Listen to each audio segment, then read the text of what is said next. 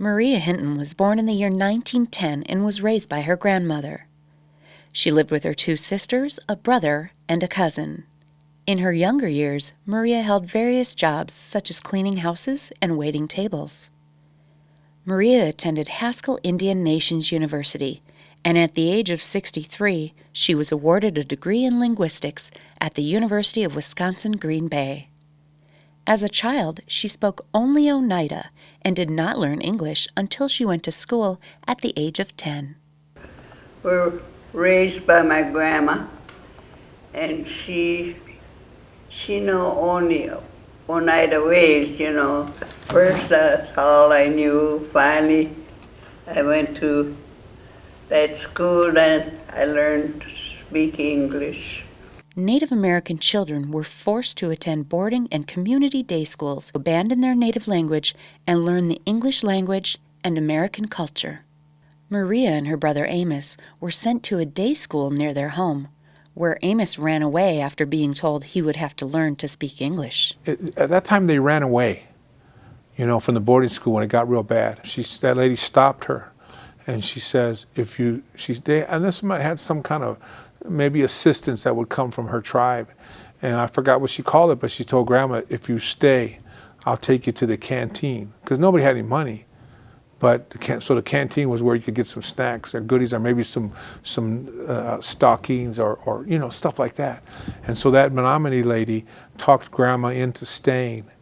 And as a result, she didn't run into the night with the other girls.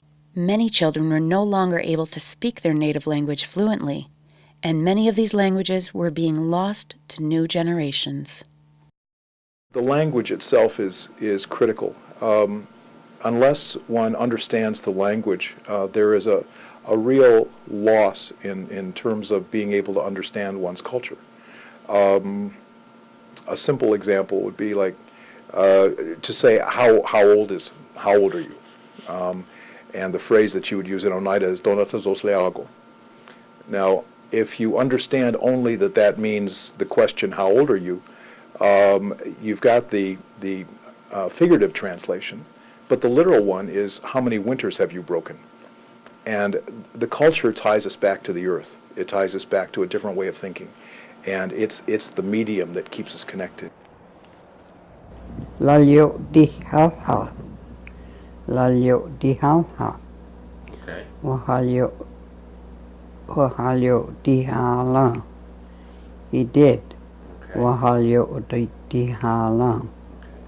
Oneida is an extremely endangered language. There aren't enough people that speak it, and it's not being learned as a first language anymore.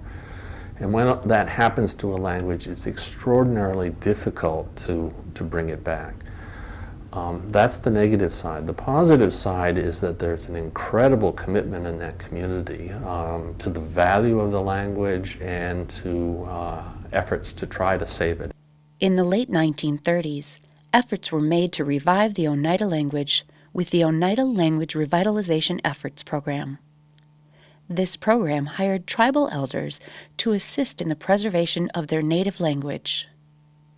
Maria was active in this program, writing journals and teaching the language to others. Maria was one of the original representatives of the Wisconsin Native American Language Project, designed to preserve and teach the language of the Menominee, Ojibwa, Oneida, Potawatomi, and Winnebago tribes. Luna no hadi. Luna no hadi. That means he's doing it right now, right? Yes. Luna no hadi. He's filling it, yes. Okay. Maria was one of the founders and first teachers of the Oneida Nation Turtle Elementary School, which is one of 185 Bureau of Indian Affairs funded schools in the country that incorporates Native American languages into their curriculum. Well, I went to school there, and it was kind of in me to be doing that, and then they were just starting something like that in Oneida to have everyone learn the language, The way the turtle was built, as you can see, we're standing in the middle of the turtle. The Oneida language classrooms are in the middle of our turtle because it's at the heart of our curriculum. The students all learn Oneida language from the minute they walk in, and it's on a daily basis for those students throughout the curriculum.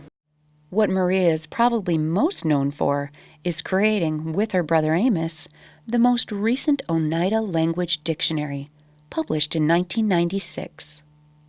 I did it with the help of my brother. He was older. That's all we had to speak in my grandma's house was Oneida, no English. Soon after the dictionary was finished, Maria noticed people were mispronouncing many of the Oneida words. Some of them didn't want to learn the language because all they taught was English. They're all trying to learn now, learning the English way, and A few years ago, Maria and I were talking about that, and we were talking about the people who were learning the language. And she said she was a little bit frustrated that people, I mean, the dictionary is wonderful and very useful and valuable, but she sensed that a lot of people were using it and pronouncing the words as if they were English. As a result, she and Professor Cliff Abbott began recording an online audio version of the dictionary. The project took almost 5 years, with Professor Abbott researching historical Oneida language documents and recording Maria pronouncing each word in the dictionary. She wants us to move forward and become educated. She wants us to understand and appreciate the need to preserve our culture, to preserve our language, and how that correlates directly with being educated and working your way through mainstream America. Can you tell me your Oneida name? Yageya, she remembers. Maria is a national treasure.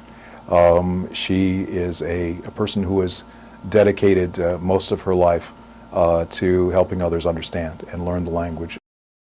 The language is who we are, and without our language, are we still Oneida? Are we still Untiaga?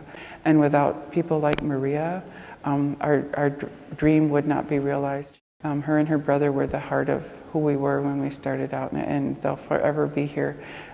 We still have Maria's room as a shrine. And it's because of teachers like my grandmother that combine not just the academic world, but combine the traditional, the culture, and the language with the basic foundations of education. Because of her work teaching and preserving the Oneida language, Maria was one of the first recipients of the PRISM Award given by the Smithsonian National Museum of the American Indian to Native people who have demonstrated extraordinary and innovative approaches to public service in their local community.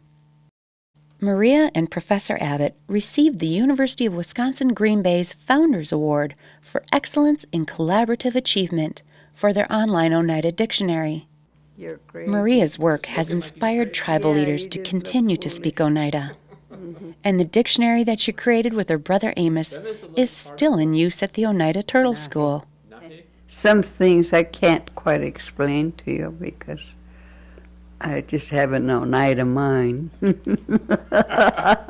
like that.